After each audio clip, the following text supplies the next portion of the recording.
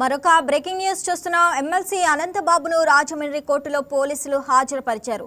విచారణకు అనంతబాబు భార్య అనంతలక్ష్మి హాజరయ్యారు.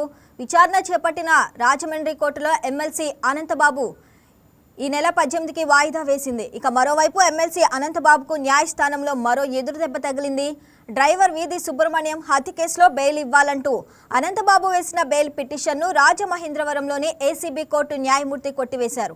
డ్రైవర్ వీధి సుబ్రహ్మణ్యం హత్య కేసులో సాక్షులను చంపుతానని అనంతబాబు బెదిరించారని, అతనికి బెయిల్ ఇవ్వొద్దని ప్రత్యేక పబ్లిక్ ప్రాసిక్యూటర్ ముప్పళ్ల సుబ్బారావు వాదనలు వినిపించారు. కేసు విచారణ కీలక దశలో ఉన్నందున బెయిల్ ఇవ్వొద్దని విజ్ఞప్తి చేశారు. బెయిల్ ఇస్తే సాక్షుల ప్రాణాలకు ముప్పు వాటిల్లే ప్రమాదం ఉందన్నారు. ప్రత్యేక పీపీ వాదనలతో ఏకీభవించిన న్యాయమూర్తి అనంతబాబు వేసిన బెయిల్ పిటిషన్ను కొట్టివేస్తూ ఆదేశాలు జారీ చేశారు.